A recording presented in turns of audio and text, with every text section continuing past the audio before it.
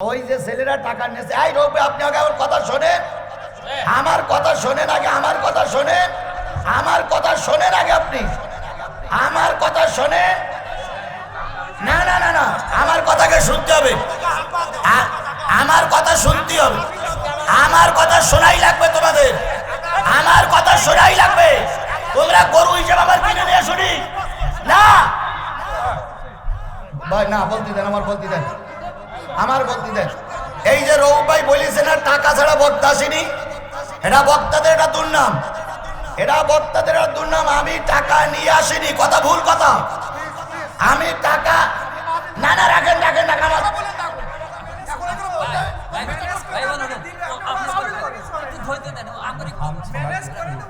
আমি তোমাকে মুরব্বী হিসেবে অনুরোধ করি, ওরা নাই বলবো, ওরা শান্ত হোক, কারো নাম না, এগুলো এগুলো কি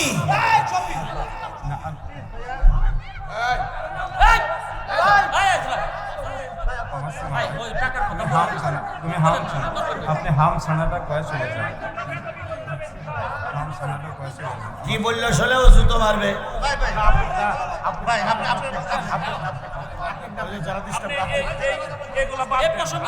এইগুলো বাদ দেন মানে আপনারা এই নিয়ে আমাকে অপমান করতেছেন, এগুলো বাদ দেবো কি করে, বাদ দেবো আমি বলেন? তা পরিবেশটা বুঝতেছে আপনারা। আমি তো আমি টাকা নিয়ে আসিনি, এটা নয়।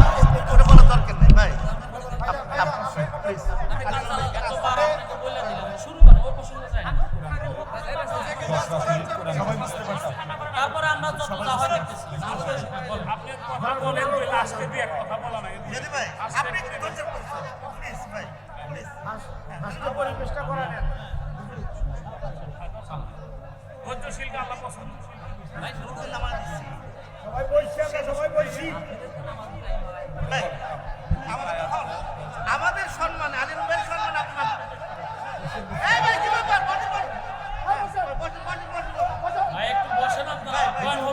সবাই যদি সবাই শোনেন, সবাই চলে গেলে তো সমাধান হবে না।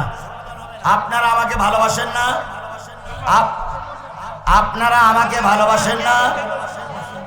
যদি ভালো না শোনেন শোনেন, সবাইকে নিয়ে তো সমাধান হবে। তা সে আপনারা বসেন বসেন বসেন, সবাই যদি চলে যান তাহলে তো হবে না। বসেন বসেন বসেন।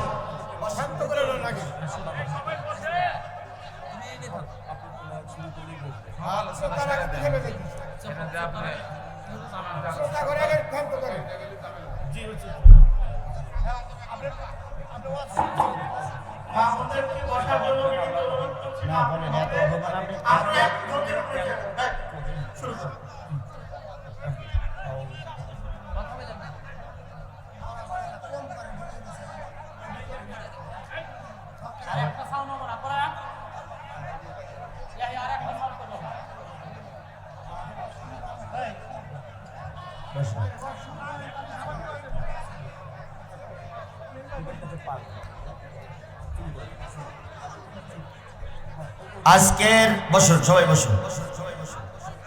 আজকের এই যে দৃশ্যটা, যে অবস্থাটা, এই মিডিয়ার মাধ্যমে গোটা বিশ্ব দেখতেছে, গোটা বিশ্ব দেখতেছে। এইটাই মিডিয়া দেবে, কারণ কেন দেবে না? এরা তো দেবাবতের জন্য ফরজ। মানুষের গুণাগান দেখতে হবে না? কে কেমন আচরণ করতেছে এটা দেখা লাগবে না? অবশ্যই দেখা লাগবে। আমি একজন মুসলমান, আপনি একজন মুসলমান, অবশ্যই দেখা লাগবে। আল্লাহর হস্তে আল্লামা সাঈদীর সঙ্গে যারা বিয়াদবি করেছিল তারা টিকতে পারেনি। মামুনুল হকের সঙ্গে যারা বিয়াদবি করেছিল তারাও টিকতে পারেনি। আজারির সঙ্গে যারা বিয়াদবি করেছিল তাদের ভরাডুবি অবস্থা। যে যা করতেছো সাদা কাগজে লিখে রাখো, একটা মানুষকে বাড়ি এনে যা করলে এটা সাদা কাগজে লিখে রাখো, একালে না হলেও পরকালে বোঝা যাবে।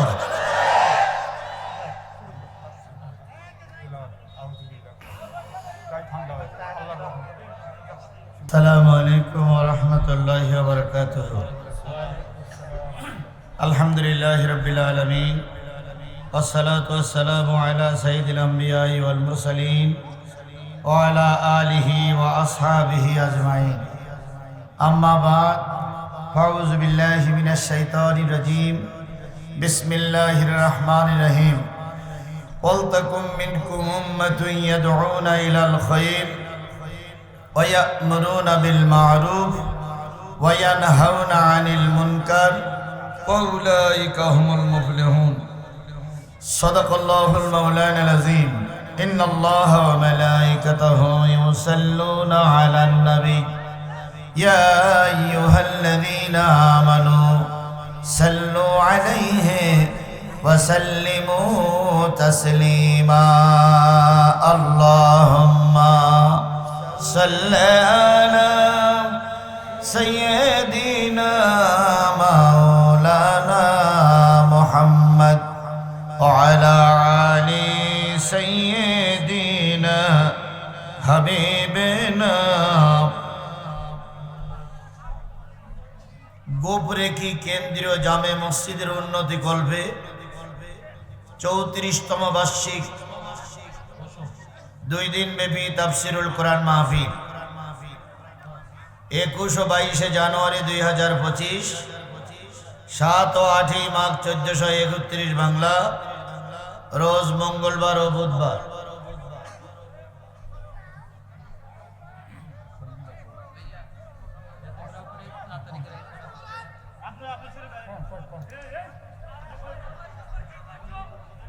আজকের এই 22 জানুয়ারির দিনের বেলার মাহফিলের সম্মানিত সভাপতি, সম্মানিত ভাই পরিচালক, আপনাদের প্রিয় নেতা আলী আলম ভাই, প্রিয় নেতা আরিফুল ইসলাম সোহেল ভাই সহ জামাত বিএনপি নেতৃবৃন্দ,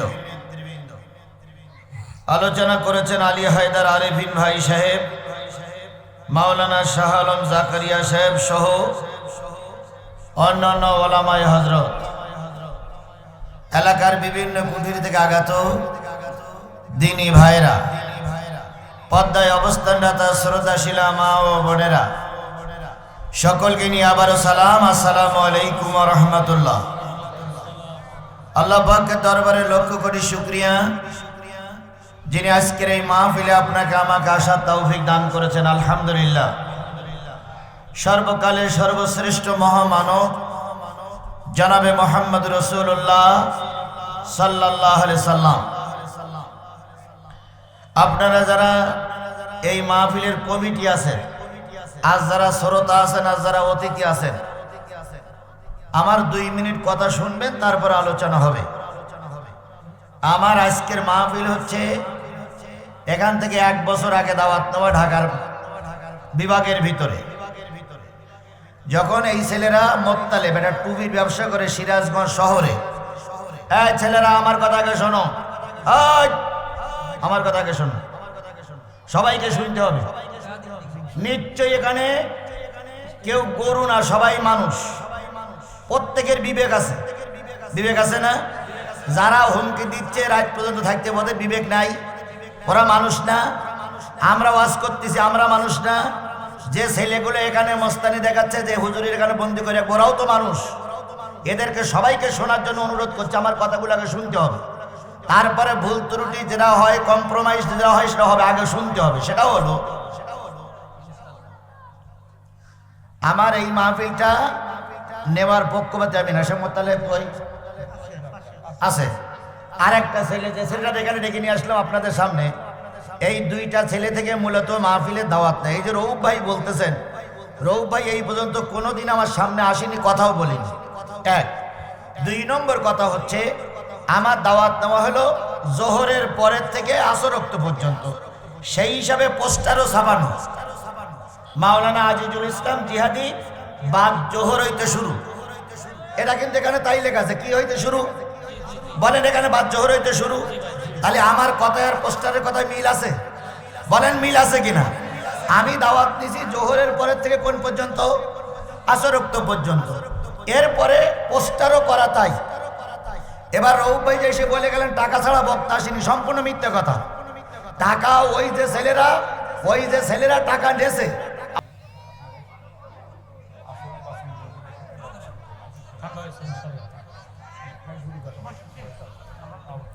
আমি সূরা আল ইমরানের 104 নম্বর আয়াত জাতির সামনে তেলাওয়াত করেছি। তেলাওয়াতকৃত আয়াতের অর্থ হলো তোমাদের ভিতর থেকে একটা উম্মত থাকবে। ওয়ালতাকুম মিনকুম উম্মাতুন, তোমাদের ভিতর থেকে একটা উম্মত থাকবে যারা মানুষকে ভালোর দিকে আহ্বান করবে, সৎ কাজের আদেশ করবে, অসৎ কাজের নিষেধ করবে, আর পুরাপুরি কার পরে ঈমান আনবে? জোরে বলেন কার পরে ঈমান আনবে? আর একটু জোরে বলেন কার পরে ঈমান আনবে? আল্লাহর পরে ঈমান আনবে। তাহলে আল্লাহ বললেন তোমাদের ভিতর থেকে একটা দল থাকবে। দল মানে হলো উম্মত, মানে হলো দল। আমরা সবাই কার দল? আল্লাহ এবং রসুলের দলের লোক। কথা ঠিক না বেঠিক? এখানে আমরা যারা আসছি অমুসলিম কেউ আসেনি। অমুসলিম এসেছি, সবাই এসেছে কি? সবাই বলেন আমরা সবাই কারা এসেছি? মুসলমান। তাহলে মুসলমান আমরা সবাই, আমাদের ভিতর থেকে একটা দল, সে দলটার নাম হলো মুসলমান। এই মুসলমানের দায়িত্ব হচ্ছে ভালো আদেশ করা, অসৎ কাজের নিষেধ করা, মানুষকে ভালোর দিকে ডাকা, আর পুরাপুরি কার পরে ঈমান আনা। জোরে বলেন কার পরে ঈমান আনা? আরেকটু জোরে বলেন কার পরে ঈমান আনা? আল্লাহর পরে ঈমান আনা। আল্লাহর পরে ঈমান যদি আমাদের থেকে থাকে, আমরা যদি প্রকৃত আল্লাহর পরে ঈমান এনে থাকি, রাসূল বলেছেন লা ঈমানা ইল্লা মা আমানাতা লাহু, ওই ব্যক্তির ঈমান নাই যার আমানতদারি। এই কথা বলেন না কেন? যে ব্যক্তির আমানতদারি নাই তার কি নাই? আরো জোরে বলেন যার আমানতদারি নাই তার কি নাই? আচ্ছা বলুন তো, মুনাফিকের আলামত কয়টা? তিনটি। এক নম্বর হচ্ছে কথায় কথায় মিথ্যা কথা বলে, দুই নম্বর ওয়াদার খেলাপ করে। তাহলে আমি বক্তা আর আপনারা শ্রোতা, যদি আপনার আর আমার ভিতরে ওয়াদা খেলাপ হয়, তাহলে আমরা মুনাফিক হয়ে যাইনি? এই কথা বলেন, আমরা মুনাফিক হয়ে যাইনি? তাহলে মুনাফিকদের ওয়াজ দিয়ে লাভ কি? আর মুনাফিক বক্তা দিয়ে ওয়াজ করাই লাভ কি? মুনাফিক যদি আমি হই, মুনাফিক যদি বক্তা হয়, মুনাফিক যদি শ্রোতা হয়, তাহলে মুনাফিকদেরকে সবথেকে আল্লাহ জাহান্নামের নিচের জায়গায় রাখবে। কাফেরদের রাখবে, মুসলমানদের রাখবে, মুনাফিকদের রাখবে একেবারে সবচেয়ে নিচের জায়গায়। তাহলে আমি যদি মুনাফিকই হয়ে যাই, তাহলে ওয়াজ কইও লাভ কি আর দেও লাভ কি? বাস। তাহলে আমি যে জিনিসটা বুঝাতে চাচ্ছি সেটা হলো উম্মত মানে কি? দল। উম্মত মানে কি? দল। এখন দল করতে গেলে সাধারণত চারটা জিনিস লাগে। কয়টা? জোরে বলেন কয়টা? চারটা জিনিস ছাড়া দল করা যায় না। এক নম্বর, দলের একটা নাম লাগে। যে যে দলের লোক হন সেই দলের একটা নাম লাগবে। এখন আপনি যদি আল্লাহ রসুলের দলের লোক হন, আপনার দলের একটা নাম আছে, সেই নামটা কি? ইসলাম। সবাই মিলে বলেন সেই দলটার নাম কি? না। আল্লাহ বলতেছেন ওয়ালতাকুম মিনকুম উম্মাতুন, তোমাদের নাম হলো উম্মত। তোমাদের নাম কি? আমাদের নাম উম্মত। কে রেখেছেন? আল্লাহ রেখেছেন। সুতরাং আমরাও হলাম রসুলের উম্মত, আল্লাহর দলের লোক। তোমাদের ভিতর থেকে একটা দল থাকবে, সেই দলটার নাম হলো উম্মত। দুই নম্বর, দল করতে গেলে একটা প্রতীক চিহ্ন লাগে। কি লাগে? এই আমাদের খেয়াল করেন, এই মাহফিল জীবনে আর ভালো হবে না, জীবনেও হবে না। আপনি যত ফেরেশতা দিয়েও যদি ওয়াজ করান, এই মাহফিলের পরিবেশ আর কখনো ফিরে আসা সম্ভব নয়। কারণ যেখানে আল্লাহর গজব নাজিল হয়, সেখানে আল্লাহর কথা ভালো লাগবে না। 100% এই মাহফিলের পরে আল্লাহর গজব। সুতরাং আমি যেটা বুঝাতে চাচ্ছি সেটা হলো, দল করতে গেলে দলের নাম হলো কি বলেন তো? উম্মত। দলের নাম কি? দলের নাম হলো না নেতা, দলের নাম উম্মত। আর দলের একটা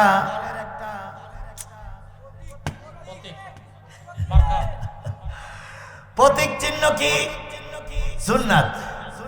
প্রতীক চিহ্ন কি? সুন্নাত। তাহলে দলের নাম উম্মত, প্রতীক চিহ্নর নাম সুন্নাত। 2 নম্বর গেল। 3 নম্বর, দল করতে গেলে একজন নেতা লাগে। সেই নেতার নাম কি? বলেন তো, সেই নেতার নাম কি? মুহাম্মদুর রাসূলুল্লাহ সাল্লাল্লাহু আলাইহি সাল্লাম। তাহলে কয়টা হলো? একটা হলো উম্মত, আর একটা হলো সুন্নাত, আর একটা হলো নেতা মুহাম্মদ। দল করতে গেলে একটা অফিস লাগে। সেই অফিসটার নাম কি? মসজিদ। তাহলে এই 4টা জিনিস নিয়ে আমরা একটা দলের লোক হয়ে গেলাম। সেই দলে যখন ঢুকবেন, আপনার দলটা হলো উম্মত। আপনি যখন উম্মতের ভিতরে ঢুকবেন, দলের ভিতরে ঢুকবেন, তখন ওই দলে ঢুকতে গেলে একটা মন্ত্র পড়া লাগে। একটা মন্ত্র ছাড়া দল করা যায় না।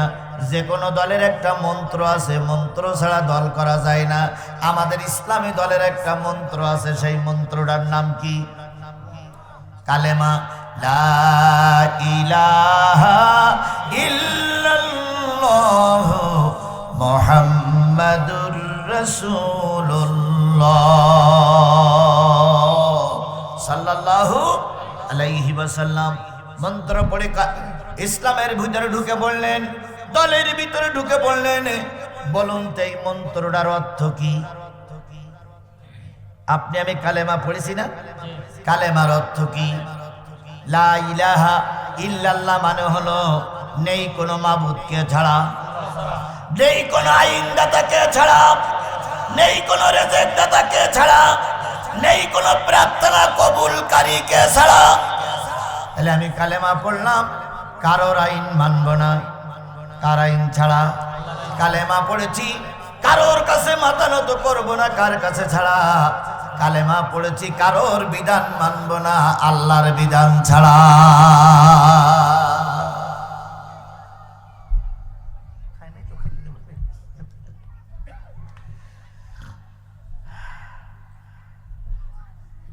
তাহলে আমি কালেমার মন্ত্রের অর্থ বুঝলাম। কারোর আইন চলবে না, কার আইন ছাড়া। কারোর হুকুম চলবে না, কার হুকুম ছাড়া। কারোর কাছে কোনো সাহায্য চাইব না, কার সাহায্য ছাড়া। এই কথাগুলো যদি আপনিও বলেন, আল্লামা সাঈদীর যে দশা হয়েছে আপনারও সেই দশাই হবে। তাহলে আল্লাহর আইনে বলা যায় কারোর বিধান মানব না, আল্লাহর বিধান ছাড়া। যদি আপনি মুসলমান হন, এই কালেমা পড়ে যদি আপনি মুসলমান হন, আপনার কথায় আর কাজে কেন মিল থাকবে না? আপনার কথায় কাজে যদি মিল না থাকে, আপনি ওই ইসরায়েলের ইহুদি হন। কারণ ইহুদিদের কথায় কাজে মিল থাকা কথা নয়। কথা বলেন ঠিক না ঠিক? ইহুদিদের কথায় কাজে মিল নাই। তোমার আর আমার কথায় কাজে যদি মিল না থাকে, তাহলে মুসলমান হয়ে লাভ কি? মুসলমানের নামটা পরিবর্তন করে হিন্দুর খাতায় নাম লেখাও।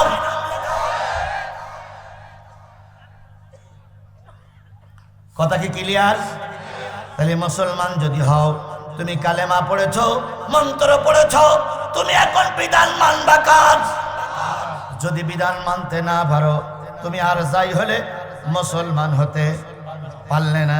কারণ একটা জিনিস শোনেন, আল্লাহ নিজেই বলেছেন, ইয়া আইয়ুহাল্লাযীনা আমানুত্তাকুল্লাহ হাক্কা তুকাতিহি ওয়া লা তামুতুন্না ইল্লা ওয়া আনতুম মুসলিমুন। হে ঈমানদারেরা, আল্লাহরে ভয় করো আর মুসলমান না হয়ে মৃত্যুবরণ করো না। আর ঈমান আনা আর মুসলমান হওয়া এক জিনিস নয়। পৃথিবীর বহুত লোক চলে গেছে, আবার বহুত লোক বেঁচেও আছে, আছে না? সম্ভবত নিশি বয়রা একটা মাহফিল হয়েছিল, আপনারা কেউ ছিলেন সেখানে? নিশি বয়রা ছিলেন? এরকম একটা পরিস্থিতি ওখানে হয়েছিল। কিন্তু যে ব্যক্তি সবচেয়ে বেশি ভূমিকা পালন করে জিহাদির সঙ্গে, কোরআনের সঙ্গে বেমানান ব্যবস্থা করেছিল, আল্লাহ কিন্তু রোড অ্যাক্সিডেন্ট সেটা তুলে নিয়েছে। আমি যে জিনিসটা বোঝাতে চাচ্ছি সেটা হলো, আমি মুসলমান, আমার কথায় আর কাজে মিল থাকা লাগবে। কথা বলেন, কথা বলেন, কথা বলেন। কি থাকা লাগবে? মিল থাকা লাগবে। যদি কথায় আর কাজে আমার মিল না থাকে, আমার মুসলমানের পরিচয় দিয়ে লাভ নাই। আল্লাহ আমাদের সহায়ক, আল্লাহ আমাদের বোঝার তৌফিক দান করুক। তাহলে যে জিনিসটা বোঝাতে চাচ্ছিলাম সেটা হলো আমি একটা দল করতে গেলে কয়টা জিনিস লাগলো? কালেমা পড়লাম, কালেমার অর্থ কয়টা? 4টা।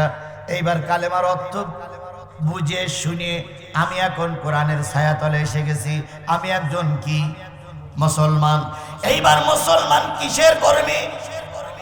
কোরআনের কর্মী। কোরআনের কর্মী যদি আপনি হন, আপনি যেই হন না কেন, আলেম হন, নেতা হন, আর কর্মী হন, আর মসজিদের ইমাম হন, মজ্জেন হন, আর যাই হন না কেন, আপনি যদি কোরআনের কর্মী হন, আপনাকে 6টা কাজ করা লাগবে। কোরআনের কর্মী কয়টা কাজ করবে? আপনারা সবাই কি কোরআনের কর্মী হতে চান? সবাই কি কোরআনের কর্মী হতে চান? তাহলে কয়টা কাজ করা লাগবে? জোরে বলেন, কয়টা কাজ করা লাগবে? আরো জোরে বলেন, কয়টা কাজ করা লাগবে? 6টা। 1 নম্বর, কোরআন বলতেছে তুমি যদি আমার কোরআন কর্মী হয়ে থাকো, আমি কোরআন তোমার পরে নাজিল হয়েছি, তুমি আমাকে বেশি বেশি করে পড়ো। তাহলে কোরআনের 1 নম্বর দাবি কি? পড়ো। কোরআনের 1 নম্বর দাবি হলো পড়ো। আর কোরআনের সর্বপ্রথম আয়াত হচ্ছে ইকরা বিসমি রাব্বিকাল্লাযী খলাক। আমাকে পড়ো। আল্লাহ বললেন পড়ো তোমার প্রভুর নামে, যিনি জমাট বাঁধা রক্ত থেকে তোমাকে পৃথিবীতে পাঠিয়েছেন, সেই রবের নামে পড়ো, রবের নামে পড়ো। এবার বলুন তো, সহি করে পড়বেন না ভুল পড়বেন? কিভাবে পড়বেন? আল্লাহ কোরআনে বললেন ওয়ারাত্তিলিল কুরআনা তারতিলা, তাসবিদের সহিত সহি করে আমাকে পড়ো। তাহলে যত লোক শুনতে আইছেন, যত লোকের আওয়াজ দিছেন, প্রত্যেকটা লোকের কাছে কোরআনের দাবি কি বলেন তো? পড়তে হবে, শুদ্ধ করে পড়তে হবে। শুদ্ধ করে যদি পড়েন, কোরআনের দাবি আপনার 1 নম্বর আদায় হয়ে যাবে।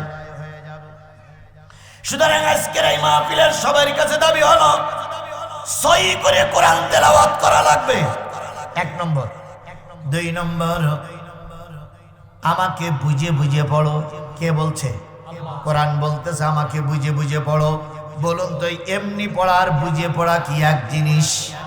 আরো জোরে বলেন, এমনি পড়া আর বুঝে পড়া কি এক জিনিস? যারা বুঝে বুঝে পড়ে, একদিন তারা সমাজের ভালো একজন আলেম হয়ে যায়।